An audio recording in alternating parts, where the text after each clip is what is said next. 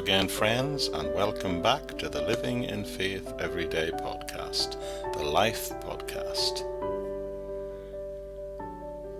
You join us again as we're working through the series of short studies I've called 66 Books. 66 short podcasts that consider an overview of the 66 books of our Bible. And today we're looking at the book of 1 Thessalonians, the book of sanctification.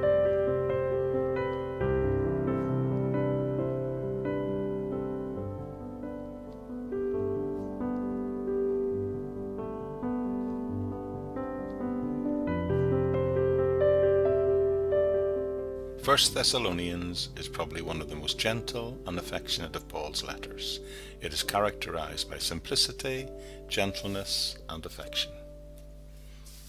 First Thessalonians itself, in its opening verse, says the authors were Paul, Silas, and Timothy, but most agree the main author is Paul. He refers to himself throughout the book by name and uses I on several occasions. The book was written to the church at Thessalonica. 1 Thessalonians chapter 1 verse 1 states that it was written to that church. On his second missionary journey, Paul entered Europe for the first time when he crossed from Asia Minor to Macedonia, which is the northern part of present-day Greece. The first churches that he established in Europe were in Macedonia, in the cities of Philippi and Thessalonica. Paul wrote his first letter to the inhabitants, the Thessalonians of that city, only a few months after he had established the church there. Paul's initial work in Thessalonica brought great fruit among the Greeks, but violent opposition from the Jews. When the Jews created a huge public outroar, the city authorities tried to restore peace by getting rid of Paul. They made some of the local Christians deposit an amount of money with them, apparently as a sort of guarantee that Paul would leave the city and not return. When this persecution broke out, Paul and Silas left the city, but 40 miles later they stopped at Berea, and Timothy then joined them there. From there, Paul and Silas and Timothy went on to Athens. Later, Silas and Timothy joined Paul in Athens, and he sent Timothy back again to Thessalonica. Timothy caught up with Paul in Corinth and gave him a good report concerning what was going on back in Thessalonica.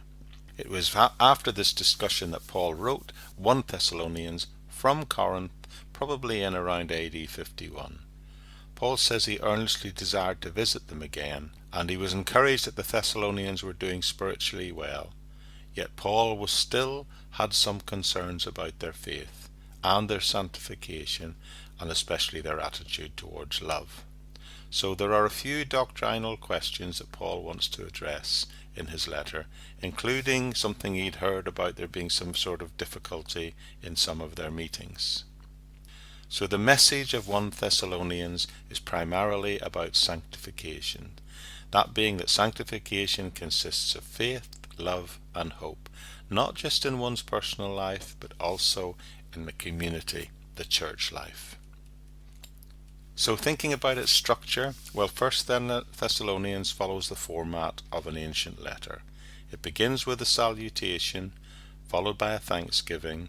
Now a prayer would next be expected, but instead Paul takes a segue off and defends his ministry before returning to finish his thanksgiving, after which he returns to a discussion of his relationship to them, and then finally he prays for them. In Ephesians he interrupted his prayer, but here he interrupts the thanksgiving part of the letter to address some of the doctrinal issues that have been raised. The subject of that section is a discussion on sanctification. Paul is concerned about their faith, their love, and their hope. And Paul tries to inform them and tell them that sanctification is all about growing in maturity, love, and hope. So the book of 1 Thessalonians has several purposes. The first purpose is to encourage believers in their faith. Jewish unbelievers unfairly had accused Paul of using flattery to cover up his greed, and that his real motive was just personal honor. His failure to return to the city seemed in some way to support their claim, And Paul uses this letter to not only defend himself, but to encourage the believers there in their faith. The second purpose of 1 Thessalonians is to encourage them to grow in love. Because of moral problems that are going on in the church that has been pointed out, he also exhorts them to be sanctified, and by doing so they might grow in love. The third purpose of 1 Thessalonians is to establish that community in hope. After his departure, some had died, and those remaining wondered what would happen next and had questions about what would happen to the departed at the rapture. Paul writes to establish them, confirm them in the hope and comfort of the coming of the Lord. A fourth purpose of 1 Thessalonians is to enlighten them on some church matters, organizational matters.